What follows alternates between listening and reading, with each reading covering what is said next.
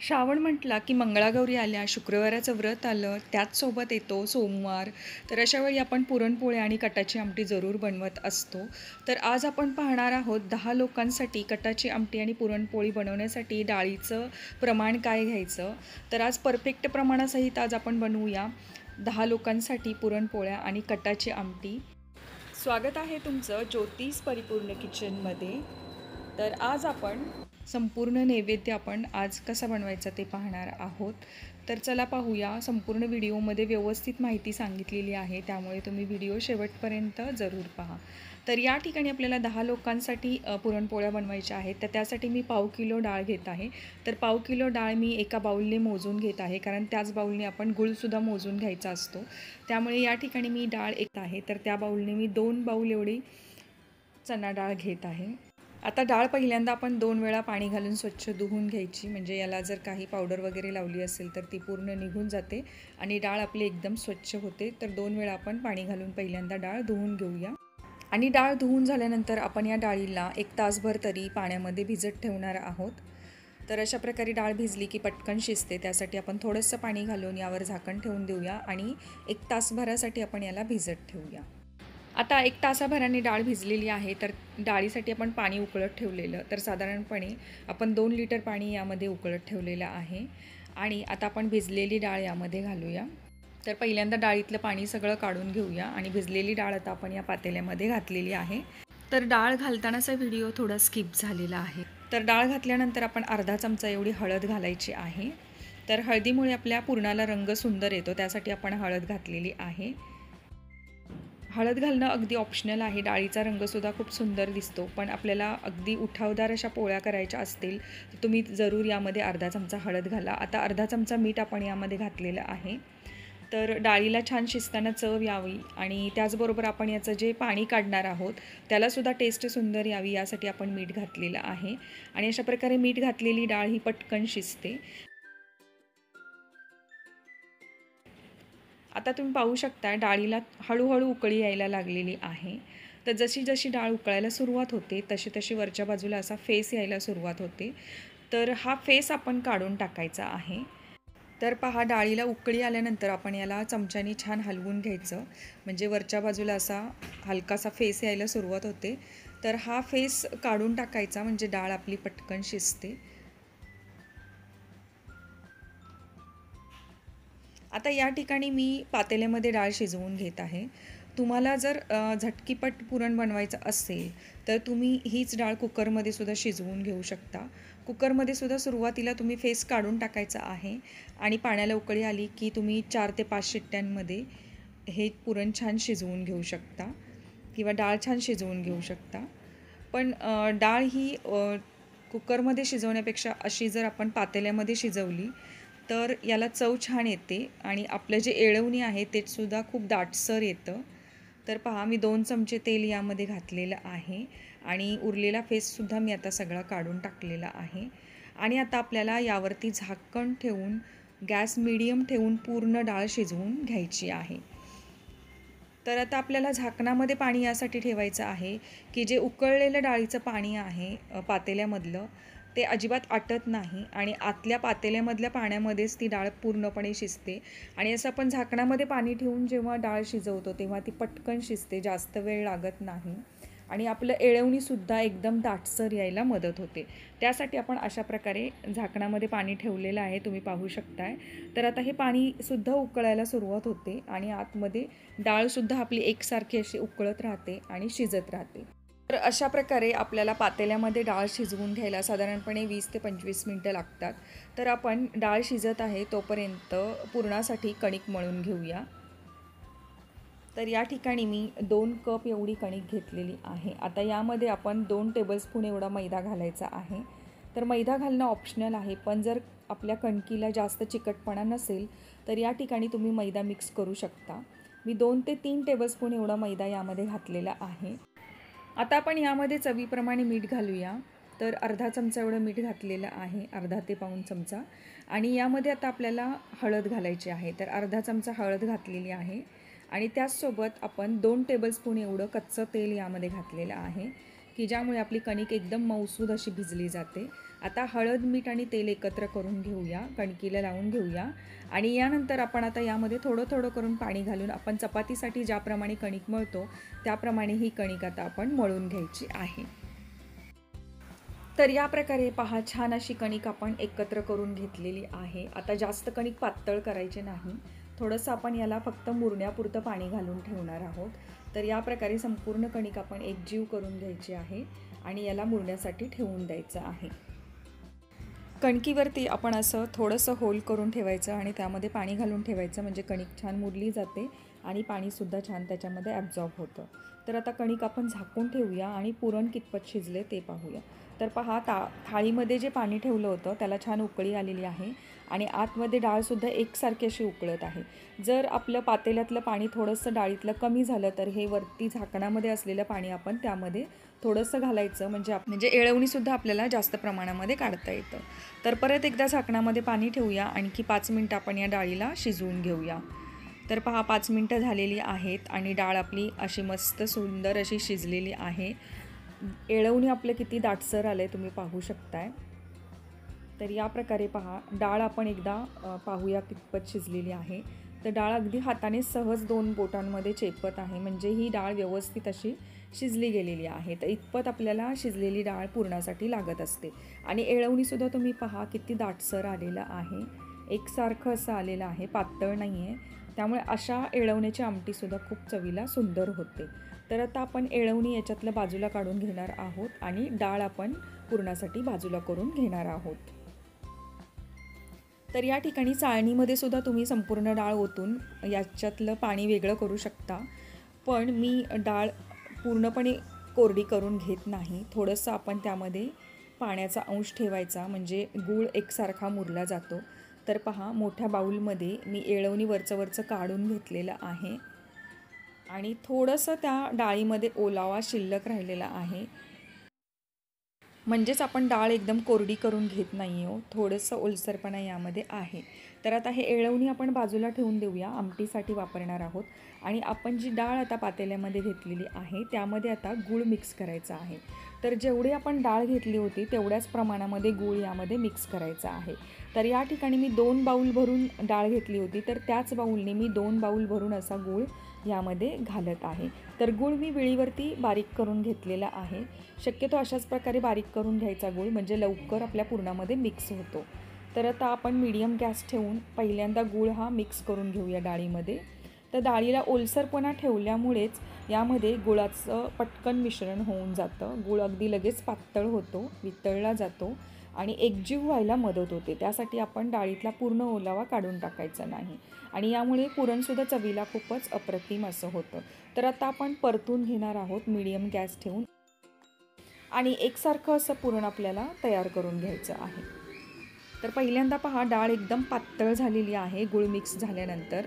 आता आपण 5 मिनटं याला असंच हलवत राहायचं, म्हणजे एकसारखी अशी डाळ घट्ट येत जाते आणि याच्यातला पाण्याचा अंश कमी होत जातो आणि हे पुरण व्यवस्थित असं शिजलं जातं किंवा गूळ आणि डाळीचं मिश्रण हे एकसारखं असं तयार होऊन मिळतं. तर या प्रकारे पहा, पहिल्यांदा एकदम पातळ असं दिसत असलं तरीसुद्धा आणखी 5 मिनटं आपण याला मीडियम गॅस ठेवून अशाच प्रकारे हलवत राहायचं. तर पुरण परतत असताना एकदम मोठ्या फ्लेमवर ठेवायचं नाही, कारण गूळ असल्यामुळे हे पातेल्याला चिकटण्याची शक्यता असते किंवा करपण्याची शक्यता असते. 5 मिनटातच पहा, छान दाटसर आलेलं आहे आपलं पुरण. तर आणखी 5 मिनटं आपण याला असंच ढवळत राहणार आहोत. याच्यातला संपूर्ण ओलावा आपला जायला सुरुवात झालेली आहे. अशा प्रकारे दाटसर पुरण आता झालेलं आहे. आणखी 2-3 मिनटं आपण मीडियम गॅसवर याला अशाच प्रकारे हलवून घेऊया. तर पहा, इतपत आपल्याला दाटसर पुरण आता झालेलं आहे. आपण यामध्ये पळी फिरवली तर पळी एकदम आपल्याला जड वाटत आहे, म्हणजेच पुरण हे पळीला पूर्णपणे चिकटून येत आहे. आणि जर पुरणामध्ये आपण पळी उभी केली तर ती अशा प्रकारे उभी राहते, म्हणजेच आपलं पुरण हे कन्सिस्टन्सीला अगदी परफेक्ट झालेलं आहे. तर या ठिकाणी आपण गॅस आता बंद केलेला आहे आणि हे पुरण आपल्याला कोमट असतानाच वाटून घ्यायचं आहे. तर पहा, पहिल्यांदा आपण आता हे पुरण असं कोमट असताना चमच्याने पातेल्यामध्येच दाबून घ्यायचं, म्हणजे आपल्याला वाटताना यामध्ये जास्त मेहनत पडत नाही. कमी मेहनतीमध्येच हे पुरण आपण वाटू शकतो, कारण हे कोमट असताना किंवा गरम असतानाच आपण चमच्याने दाबलं की याच्यातली प्रत्येक डाळ ही फुटली जाते आणि पुरण एकजीव व्हायला मदत होते. आता आपण यामध्ये 1 टेबलस्पून एवढी वेलची पावडर घातलेली आहे, कारण आपलं पुरण आता रेडी आहे आणि आपण हे वाटण्यापूर्वीच मिक्स करायचं आहे. तर वेलची पावडर आणि जायफळ, तर जायफळ मी अशा प्रकारे खिसून घेत आहे, कारण जायफळ हे ऐन वेळेला असं छान ताजं ताजं खिसून घेतलं की त्याची चवही आपल्या पुरणामध्ये छान उतरते. तर या प्रकारे पहा, आपलं जायफळसुद्धा जवळजवळ पाव जायफळ मी खिसलेलं आहे, कारण गुळाचा पदार्थ असेल तर जायफळ घातलं की त्याला टेस्ट अगदी सुंदर येते. तर आता आपण वेलची जायफळाची पूड व्यवस्थित मिक्स करून घेऊया आणि त्यानंतर आता आपण हे पुरणाच्या जाळीतून छान वाटून घेणार आहोत. तर त्यासाठी मी एक मोठा बाऊल खालच्या बाजूला ठेवलेला आहे आणि वरच्या बाजूला आपण पुरणाची जाळी ठेवलेली आहे. आणि पुरण वाटताना शक्यतो कोमट असतानाच वाटून घ्यायचं, म्हणजे पटपट ते वाटलं जातं, वाटताना आपल्याला जास्त मेहनत पडत नाही. तर तुम्ही पाहू शकता या ठिकाणी पुरणाला आपला रंग किती सुंदर आलेला आहे, टेक्स्चरसुद्धा एकदम मस्त आलेलं आहे. तर आता आपण एका पेल्याच्या साहाय्याने किंवा वाटीच्या साहाय्याने हे पुरण आपण पुरणाच्या जाळीतून पूर्णपणे असं दाबून घ्यायचं आहे.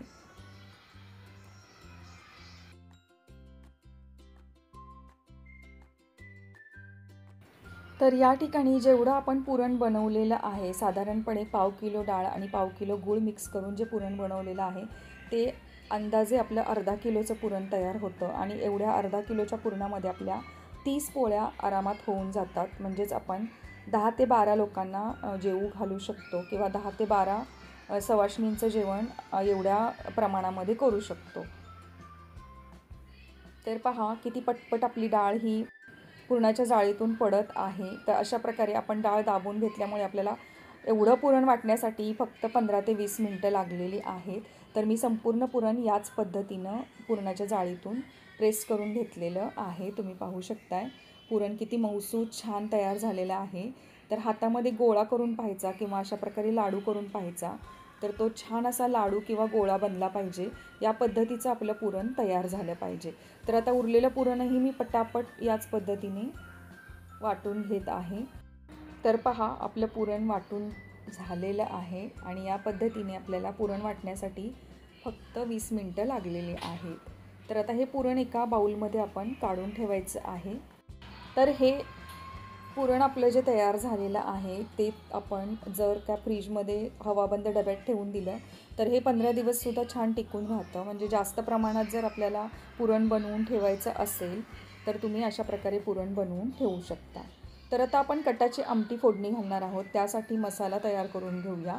तर कटाच्या आमटीसाठी मी या ठिकाणी अर्धी वाटी खोबरं घेतलेलं आहे. अर्धी वाटी म्हणजे जी वाटी असते, खोबऱ्याच्या 2 वाट्या असतात त्यापैकी अर्धी वाटी एवढं खोबरं घेतलेलं आहे. ते आपण अशा प्रकारे पहिल्यांदा गॅसवर छान भाजून घ्यायचं, अगदी काळपट होईपर्यंत भाजायचं. आणि कांदासुद्धा त्याचसोबत आपण भाजायला ठेवलेला आहे. तर कांदासुद्धा आपण गॅसवर अशाच पद्धतीने छान भाजून घ्यायचा आहे, म्हणजे आपल्याला कांदा खोबरं तळून घेण्याची गरज पडत नाही. अशा प्रकारे आपण जेव्हा गॅसवर भाजून घेतो तेव्हा आपल्या आमटीला चव अगदी अप्रतिम येते. गावाकडे चुलीमध्ये भाजला जातो कांदा आणि खोबरं, तर आता इथे चूल अवेलेबल नसल्यामुळे मी गॅसवरतीच हे कांदा आणि खोबरं भाजून घेत आहे. आता कांदा आणि खोबरं भाजून झालेलं आहे, आपण काढून घेऊया आणि थोडंसं थंड झालं की आपण याला छान असं बारीक पीसेसमध्ये कट करून घ्यायचं आहे. आता आपल्याला कटाच्या आमटीसाठी छान वाटण तयार करायचं आहे. तर कांदा खोबरं भाजल्यानंतर आपण 10 ते 15 लसणाच्या पाकळ्या घेतलेल्या आहेत आणि त्यासोबत आपण थोडीशी कोथिंबीर आणि आलंसुद्धा घ्यायचं आहे. तर या सर्वच आपल्याला आता वाटण करून घ्यायचं आहे. तर मिक्सरच्या भांड्यामध्ये मी आता हे सर्व जिन्नस एकत्र करून थोडंसं पाणी घालून छान असं वाटण तयार करून घे.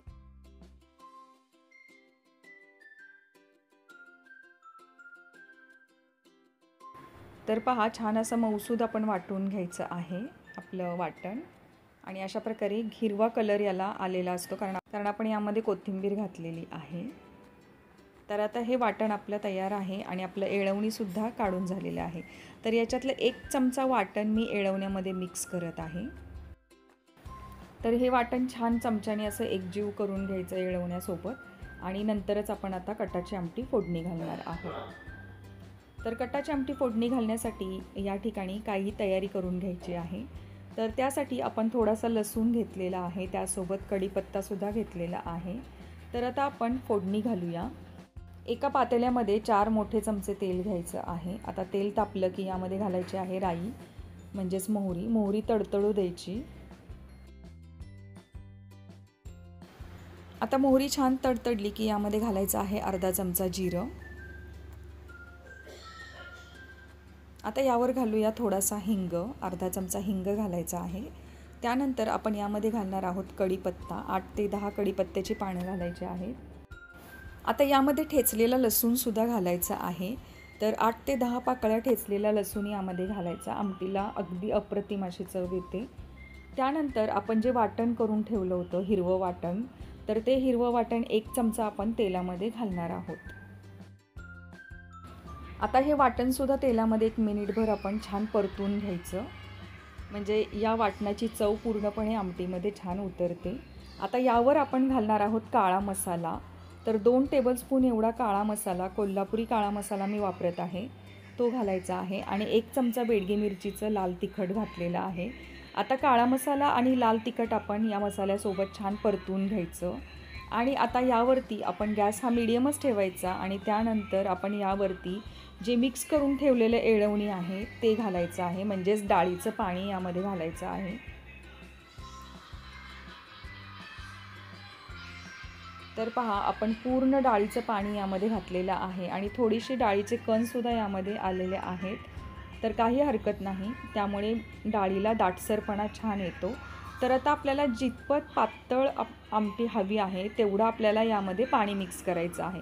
तर यामध्ये पाणी मिक्स करताना गरम पाणीच मिक्स करायचं, थंड पाणी मिक्स करायचं नाही. तर यासाठी मी 2 कप एवढं गरम पाणी करायला ठेवलेलं आहे. आता आपण यामध्ये 1 चमचाभर मीठ घालूया. आपण डाळ शिजवताना मीठ घातलं होतं, त्या अंदाजानंच आपण आता यामध्ये 1 चमचा एवढं मीठ घालायचं आहे. त्यानंतर आपण यामध्ये आता गरम पाणी मिक्स करूया. 2 ते 2.5 कप पाणी मी मिक्स केलेलं आहे आणि आता एकदा ढवळून घेऊया आणि आपण याला आता मीडियम गॅसवरती उकळत ठेवणार आहोत. आमटी जशी जशी छान उकळली जाते तसा त्याला छान असा कट यायला सुरुवात होते. आमटी जितक्या वेळ छान उकळते तितकंच याच्यावरती रंगही सुंदर येतो आणि कटही आमटीला खूप सुंदर येतो. त्यामुळे आपण आता गॅस मीडियम करून या आमटीला बाजूला ठेवून देऊया आणि एकसारखी अशी याला उकळत ठेवून देऊया. तर यामध्ये कोथिंबीर घालून आपण आमटी उकळत ठेवूया. पहा, 5 मिनटं झालेली आहेत. आमटीला कसा छान असा रंग यायला सुरुवात झालेली आहे, कटसुद्धा सुटायला सुरुवात झालेली आहे. तर या प्रकारे आपली आमटी पहा कटाची तयार झालेली आहे. मस्त असा घरभर आमटीचा सुगंध सुटलेला आहे. तर आता ही आमटी आणखी 5 मिनटं आपण अशीच उकळत ठेवायची आहे. तर खमंग चवीची पुरणपोळीची कटाची आमटी आपली तयार झालेली आहे. पाहू शकताय कट किती सुंदर आलेला आहे. झाकून ठेवूया आणि आपण आता कणिक एकसारखी करून घेऊया. तर या ठिकाणी आपली कणिकसुद्धा छान भिजलेली आहे. यावर आपण 1 पळी एवढं तेल घालायचं आहे आणि आपलं आता कणिक एकसारखी करून घ्यायची आहे.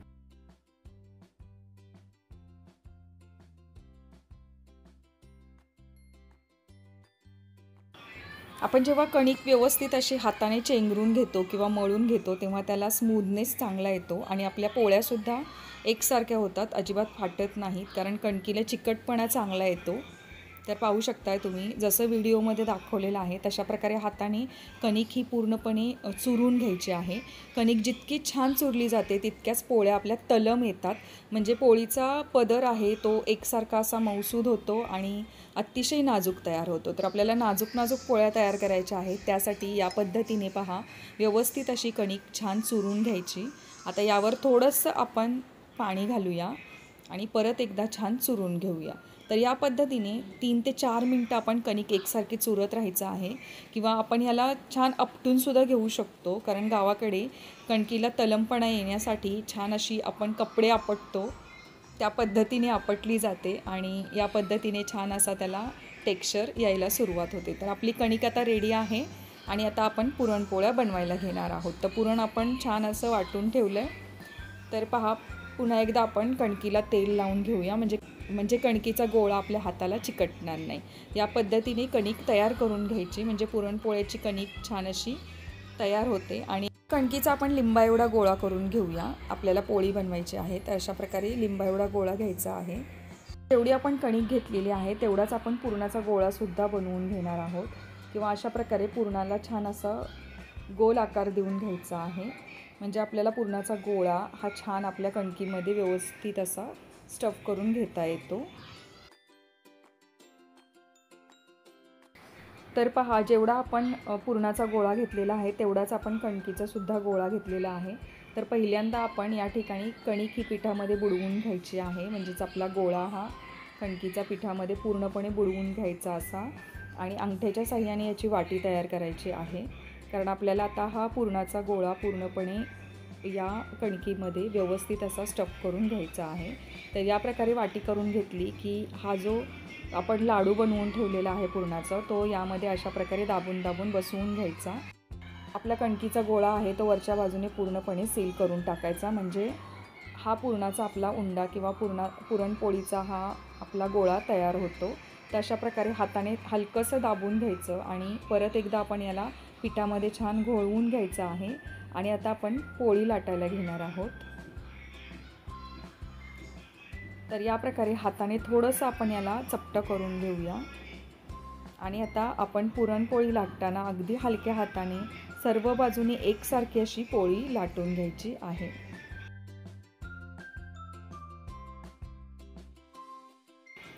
तर पोळी लाटताना थोडं थोडं करून पीठ लावायचं आणि काठामध्ये पोळी लाटायची. म्हणजे ती काठामधून छान पसरत पसरत जाते आणि पुरणही याच्यातून अजिबात बाहेर येत नाही. तर पोळी आपल्याला लाटताना खूप हलक्या हाताने लाटायची आहे. आणि अशा प्रकारे थोडं थोडंसं पीठ लावून आपण उलटपलट करायचं. आता एकदा उलटून घेऊया आणि दुसऱ्या बाजूने सुद्धा आपण या पोळीला लाटून घ्यायचं आहे. तर पाहू शकताय तुम्ही आपली पोळी किती मस्त अशी पसरली जाते. आपली आता या ठिकाणी लाटून झालेली आहे. आपण आता तवा तापवण्यासाठी ठेवलेला आहे. तवा तापवून घ्यायचा आणि त्यानंतर आपण यावरती 1 चमचाभर तेल घालायचं आहे. तेल छान आपण तव्याला लावून घ्यायचं. म्हणजे पोळी टाकल्यानंतर आपल्या तव्याला चिकटत नाही, व्यवस्थित अशी फुगून वर येते. तर या प्रकारे आपण तव्याला ग्रीसिंग करून घेतलेला आहे. आता आपण पोळी यामध्ये घालूया. तर गॅस मोठाच ठेवायचा, तवा छान तापवून घ्यायचा. म्हणजे पोळी आपल्या तव्याला अजिबात चिकटत नाही. आणि सुरुवातीला पहा, वरच्या बाजूने पोळीला थोडेसे बुडबुडे दिसायला सुरुवात झाली की हलक्या हाताने आपण ही पोळी व्यवस्थित अशी उलटवून घ्यायची आहे.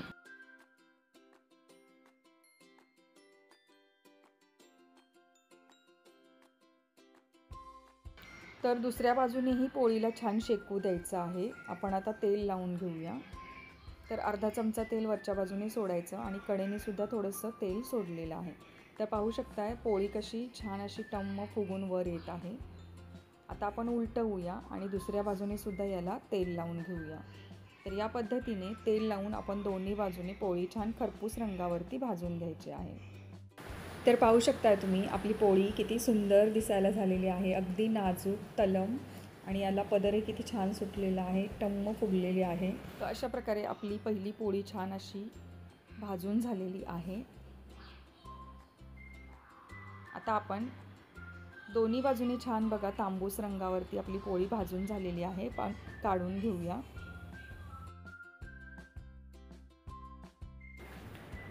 तर अशाच प्रकारे आपण उरलेल्या पोळ्यासुद्धा आता बनवून घेणार आहोत. उंडा भरताना फक्त व्यवस्थित असं पुरण आतमध्ये स्टफ करून घ्यायचं किंवा भरून घ्यायचं आणि उंडा सील करून घ्यायचा. म्हणजेच आपला जो पुरणपोळीचा गोळा आहे तो व्यवस्थित सील करून घ्यायचा. म्हणजे कुठल्याही बाजूने पुरण बाहेर येत नाही.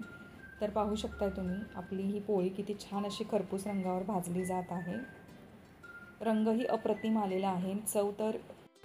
चव तर इतकी सुंदर येते की एका पोळीमध्ये कोणाचं समाधान होतच नाही. तर पहा, गुळातल्या पुरणाच्या पोळ्या अतिशय चवीला सुंदर होतात. या प्रकारे आपण गुळाचंच पुरण करायचं आहे. जर तुमच्याकडे गुळाचं पुरण आवडत नसेल तर गुळाऐवजी तुम्ही साखरसुद्धा घालू शकता, किंवा काही ठिकाणी अर्धा गुळ आणि अर्धी साखर पुरणामध्ये वापरण्याची पद्धत आहे. परंतु आपल्याकडे महाराष्ट्रामध्ये जास्त करून गुळातल्याच पुरणपोळ्या असतात. तर पाहू शकताय तुम्ही आपल्या पुरणपोळ्या किती सुंदर अशा तयार होत आहेत. तर या पद्धतीने मी संपूर्णपणे आपल्या पुरणाच्या पोळ्या करून घेतलेल्या आहेत. आणि या पुरणाच्या पोळ्या मी आमच्याकडे सत्यनारायणची पूजा होती त्यावेळेला केल्या होत्या. तर या पद्धतीने पहा, गोळा भरताना व्यवस्थित सील केला आणि जास्तीची कणिक काढून टाकली तर आपली पोळी लाटताना अजिबातसुद्धा फुटत नाही, एकसारखी अशी लाटता येते. आणि याच पद्धतीने पाहू शकताय तुम्ही आपल्या पोळ्या किती छान अशा तयार झालेल्या आहेत. अगदी सहजपणे आपण लाटू शकतो आणि भाजूनसुद्धा घेऊ शकतो. तर या संपूर्ण साहित्यामध्ये 30 पोळ्या तयार होतात. जर तुम्हाला जास्तीच्या पोळ्या करायच्या नसतील तर उरलेली कणिक आणि पुरणसुद्धा तुम्ही हवाबंद डब्यामध्ये भरून जर फ्रीजमध्ये ठेवलं तर ते 4 ते 5 दिवसांसाठी छान टिकून राहतं. तुम्ही 4 ते 5 दिवस वेगवेगळ्या वेळेला पोळ्या बनवून घेऊ शकता आणि गरमागरम सर्व करू शकता. आता पुरणपोळ्या तर आपल्या तयार झालेल्या आहेत, कटाची आमटीसुद्धा बनवून झाली आहे. तर आपल्याला आता बनवायचे आहेत कांदा भजी. यासाठी 4 मध्यम आकाराचे कांदे मी या ठिकाणी कापून घेतलेले आहेत. उभे कापायचे आणि छान असं आपण त्याला थोडंसं कुस्करून घ्यायचं आहे, म्हणजे याच्या पाकळ्या वेगळ्या होतात, मोकळे होतात कांदे सगळे अशा प्रकारे. आणि आता आपण याला पहिल्यांदा मीठ लावून घ्यायचं आहे. मीठ लावून आपण कांद्याला एक 5 ते 7 मिनटं असंच ठेवून देऊया, म्हणजे आपल्या कांद्याला छान पाणी सुटतं. आता 5 ते 10 मिनटं झाली की आपण बाकीचे मसाले यामध्ये मिक्स करून घ्यायचे आहेत. तर पहिल्यांदा आपण यामध्ये घालायचं आहे जिरं. 1 चमचा जिरं मी यामध्ये घातलेलं आहे. त्यानंतर आपण यामध्ये बारीक कट केलेल्या हिरव्या मिरच्या घालायच्या आहेत. 4 ते 5 हिरव्या मिरच्या बारीक अशा कट करून घालायच्या. यानंतर आपल्याला आता यामध्ये ओवा घालायचा आहे. तर ओवा घालताना हातावरती थोडासा आपण याला क्रश करून घालायचं, म्हणजे ओव्याची चव ही छान उतरते आपल्या भज्यांमध्ये. तर यामध्ये लाल तिखट घालूया. 1 चमचाभर लाल तिखट घातलेलं आहे. आता यामध्ये भरपूर अशी कोथिंबीर घालायची आहे आपल्याला. तर मी 1 बाऊल भरून कोथिंबीर बारीक कट करून यामध्ये घातलेली आहे. आता यामध्ये आपल्याला 2 वाट्या बेसन पीठ घालायचं आहे. तर हे घरीच दळलेलं बेसन पीठ आहे. कोणत्याही प्रकारचं बेसन पीठ तुम्ही भजीसाठी वापरू शकता. तर या ठिकाणी 2 वाट्या एवढं बेसन पीठ घातल्यानंतर आपण यामध्ये तांदळाचं पीठसुद्धा घालणार आहोत. तर अर्धी वाटी एवढं आपण तांदळाचं पीठ यामध्ये घालायचं आहे. आता पहिल्यांदा सर्व जिन्नस आपण हाताने मिक्स करून घेऊया, कारण कांद्याला छान पाणी सुटलेलं असतं. त्यामुळे आपण पाणी हे लगेचच मिक्स करायचं नाही. कांद्याच्या पाण्यामध्ये आधी हे सर्व जिन्नस मिक्स करून घ्यायचे. तुम्ही पाहू शकताय कांद्याला किती ओलावा आहे, त्यामुळे पीठ सगळं असं ओलसर आपल्याला जाणवत आहे. तर अशा प्रकारे पूर्णपणे कांद्याला हे संपूर्ण पीठ आणि मसाले लावून झाल्यानंतर थोडं थोडं करून आपण पाणी यामध्ये घालायचं आणि छान असं भजीचं बॅटर आपलं तयार करून घ्यायचं आहे. अगदी पातळ बॅटर तयार करायचं नाही, नाहीतर आपले भजी एकदम तेलकट होतात. तर त्यासाठी पाहू शकता तुम्ही अशा प्रकारे व्यवस्थित असं मिक्स करून घ्यायचं आहे पीठ आणि आपले मसाले. तर या ठिकाणी कांदा भरपूर वापरायचा, म्हणजे कांदा भजी अगदी चवीला छान होतात. तर अशा प्रकारे आपलं भजीचं पीठ आता तयार झालेलं आहे.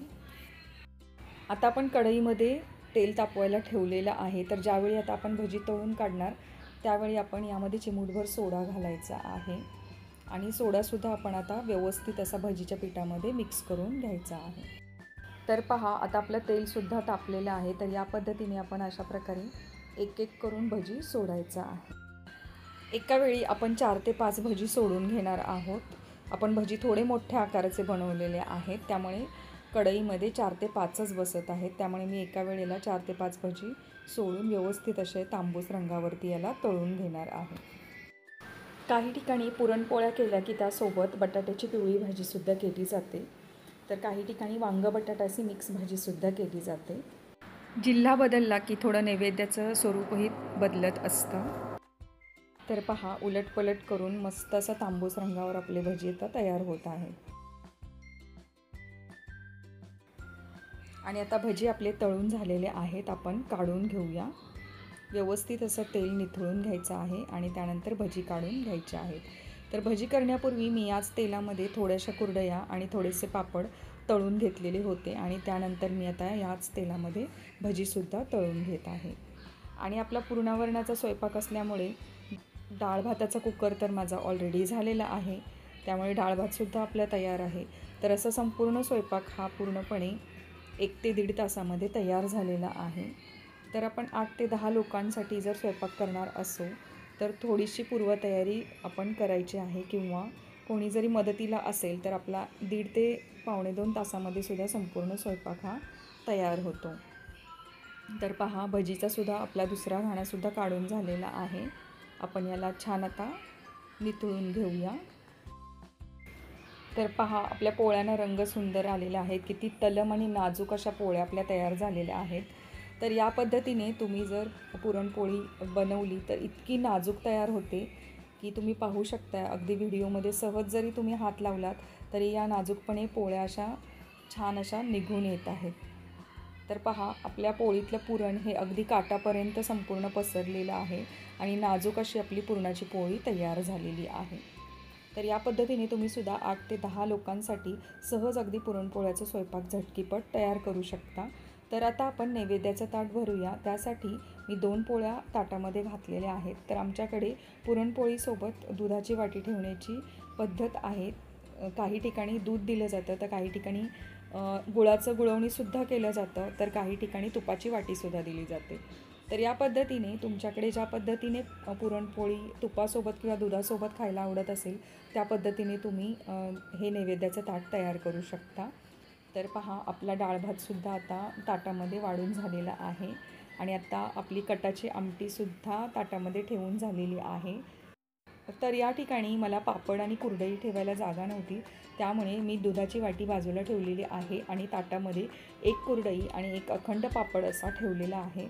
तर आपलं हे सुवासिनींसाठीचं नैवेद्याचं ताट तयार आहे, किंवा आपण याला पुरणपोळीचं ताट असं सुद्धा म्हणू शकतो.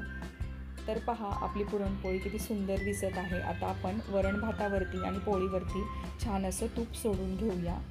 तर या पद्धतीने तुम्हीसुद्धा यावेळेला पुरणावरणाचा स्वयंपाक करून पहा आणि तुम्हाला कसा वाटला हा व्हिडिओ हे सुद्धा कमेंट करून जरूर सांगा.